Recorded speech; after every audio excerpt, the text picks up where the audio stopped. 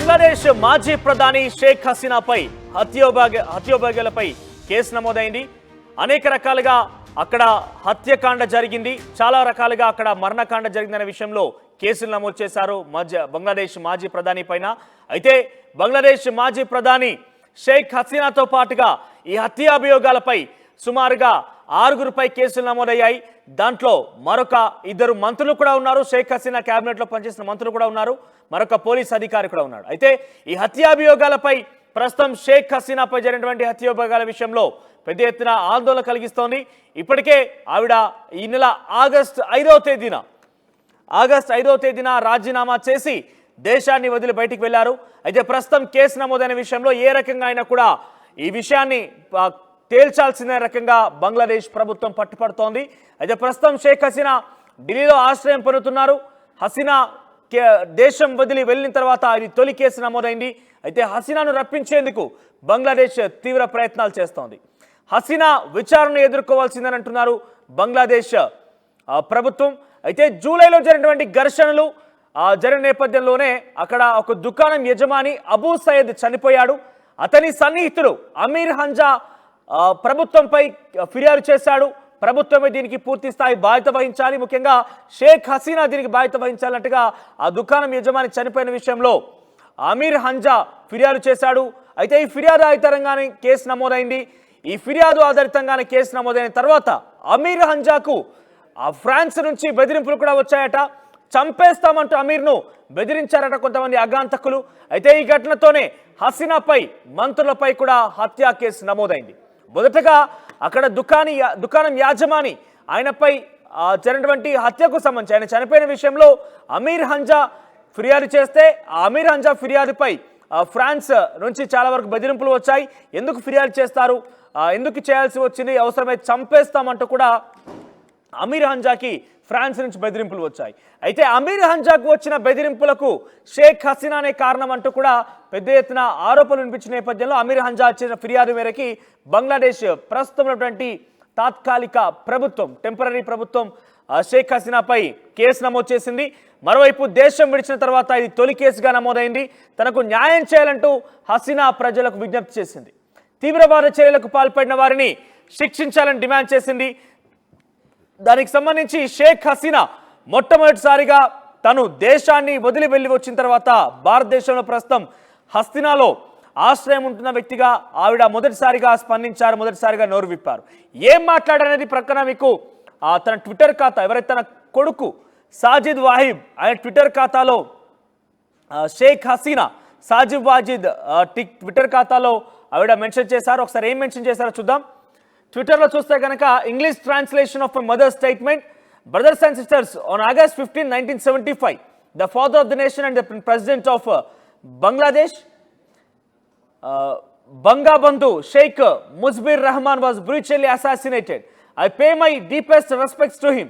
Alongside him, my mother Begum Faziluddin Nesa, my 3 brothers freedom fighters, Captain Sheikh Kamal, freedom fighter lieutenant Sheikh Jamal. అంటే పూర్తిగా కూడా 1975 August 15న అటు బంగ్లాదేశ్కి స్వాతంత్ర్యం వచ్చింది. ఆ స్వాతంత్ర్యం సందర్భంగా షేక్ ముజిబుర్ రెహమాన్, అంటే మనం భారతదేశం ఏ రకంగా అయితే మహాత్మా గాంధీని ఫాదర్ ఆఫ్ నేషన్గా పిలుస్తూ ఉంటామో అక్కడ షేక్ ముజిబుర్ రెహమాన్ని ఫాదర్ ఆఫ్ నేషన్గా పిలుస్తూ ఉంటారు.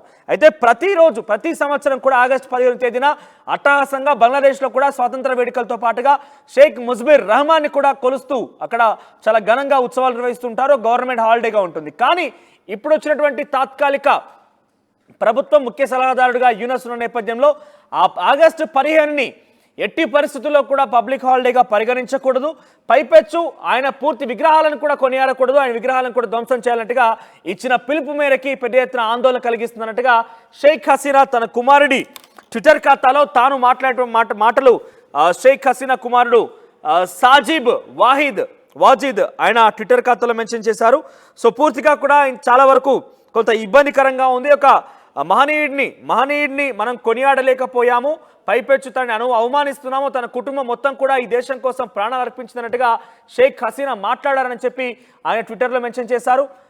సో ఎవరెవరు ఉన్నారు వారి కుటుంబంలో తన తల్లి, తన కుమారుడు, తన యొక్క తమ్ముళ్ళు, తర్వాత ఇతరాత్రులు మొత్తం కూడా ఈ దేశం కోసం ప్రాణాలు అర్పించిన వారుగానే వారు చెప్పుకోవడం జరిగింది.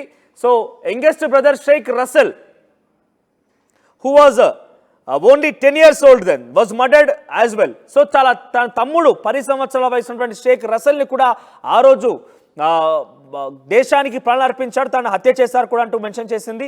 ఇక చివరిగా since last July the acts of sabotage, arson and violence in the name of movements. So చాలా వరకు కూడా గత జూలై నుంచి మొదలుకుంటే ఇప్పటి వరకు కూడా అటు ఇక్కడ వైలెన్స్ క్రియేట్ అవుతుంది, నేమ్ ఆఫ్ మూవ్మెంట్స్ అంటే ఉద్యమాల పేరిట కొంత బీభత్సం క్రియేట్ అవుతుంది. అక్కడ ఆ బీభత్సాన్ని అడ్డుకునేందుకు ఎవరు కూడా ప్రయత్నం చేయడం లేదు. ఇన్నోసెంట్ సిటిజన్స్, అమాయక ప్రజలు కూడా చాలామంది అక్కడ చనిపోతూ ఉన్నారు. సో చాలామంది జర్నలిస్టులు, సామాజిక ఉద్యమాలు చేసేవారు కావచ్చు, కళాకారులు కావచ్చు, సామాన్య వ్యక్తులు కావచ్చు, నాయకులు కావచ్చు, అందరూ కూడా ముఖ్యంగా అవామీ లీగ్ పార్టీకి సంబంధించినటువంటి నేతలు కూడా చాలామంది ఈ యొక్క బీభత్సాల వల్ల, ఈ వైలెన్స్ వల్ల చనిపోతున్నట్టుగా తను మెన్షన్ చేసింది. ఇక people like me who continue to live with the pain of losing there loved ones, I offer my deepest sympathy. I demand a thorough investigation to identify and bring to justice those responsible for these heinous killings and acts of sabotage. అంటే ఇక్కడ నా రకంగానే నేను ఏ రకంగా అయితే నా కుటుంబీకుల్ని కోల్పోయానో, దేశ రక్షణ కోసం నా కుటుంబీకులు ఏ రకంగా అయితే ఆత్మ బలిదానాలు చేశారో అదే రకంగా ఇప్పుడు సామాన్య కుటుంబాలు కూడా చనిపోతున్నారు, సామాన్య వ్యక్తులు కూడా చనిపోతున్నారు. దీనన్నిటికీ కారణం అక్కడ నిరసన తెలిపే వారి యొక్క నిరసనే కారణం అంటూ తను మెన్షన్ చేసింది. అయితే వారందరినీ కూడా వెంటనే శిక్షించాలి, ఆ సామాన్య కుటుంబాలు ఎవరైతే మరణించారో అందరూ కూడా న్యాయం చేసే రకంగా వెంటనే వారందరి మీద చర్యలు తీసుకోవాలంటూ కూడా తను మెన్షన్ చేసింది. సో ఈ రకంగా ఒక సుదీర్ఘమైనటువంటి తన ప్రసంగం అంటే ఒక మాటలంటి కూడా ఈ ట్విట్టర్ ఖాతా ద్వారా, తన కుమారుడి ట్విట్టర్ ఖాతా ద్వారా షేక్ హసీనా వెల్లడించింది. పైపెచ్చు ఇంకో అంశం, ఇంట్రెస్టింగ్ విషయం ఏంటంటే ఇక్కడ షేక్ హసీనా బంగ్లాదేశ్ వదిలి పారిపోవడానికి అమెరికానే కారణం అంటూ ఆయన మెన్షన్ చేసింది. ఏంటి అమెరికా కారణం అంటే అక్కడ సెయింట్ మార్టిన్ అనే ఒక ద్వీపం ఉంటుంది. అయితే సెయింట్ మార్టిన్ అనే ఒక ఐలాండ్కి సంబంధించి ప్రస్తుతం బంగ్లాదేశ్ ఆధీనంలో ఉంది. సెయింట్ మార్టిన్లో సుమారుగా 3500 మంది జనాభా అక్కడ నివసిస్తూ ఉంటారు. ఆ సెయింట్ మార్టిన్ని ఆక్రమించుకోవాలని చెప్పి అమెరికా ప్రయత్నం చేసింది. నేను వదిలిపెట్టలేదు కాబట్టే అమెరికా నా దేశంలో ఉన్నటువంటి కొంతమంది ఇటువంటి దురుద్దేశం కలిగిన వారందరికీ కూడా రెచ్చగొట్టి ఒక సామాజిక ఉద్యమంలాగా తీసుకువచ్చి ఒక వాయిలెన్స్ క్రియేట్ చేసి మరణకాండ సృష్టించి ఏకంగా ప్రధానినే దేశం వదిలి పారిపోయేలాగా చేశారు అమెరికానే దీనికి కారణం అన్నట్టుగా తను మాట్లాడిందని చెప్పి పెద్ద ఎత్తున కొన్ని వార్తా కథనాలు ప్రచురితమయ్యాయి. దాన్ని కొట్టి పారేస్తూ సెయింట్ మార్టిన్కి మాకు సంబంధం లేదు, ఇవన్నీ కూడా వదంతులే, పూర్తిగా కూడా షేక్ హసీనా మాట్లాడిన మాటలన్నీ కూడా వదంతులే అంటూ కూడా అమెరికా అంతర్గత వ్యవహారాల్లో అమెరికా ప్రభుత్వం జోక్యం, బంగ్లాదేశ్ అంతర్గత వ్యవహారాల్లో అమెరికా జోక్యం ఎట్టి పరిస్థితిలో చేసుకోదంటూ కూడా అగ్రరాజ్యం తోసిపుచ్చింది.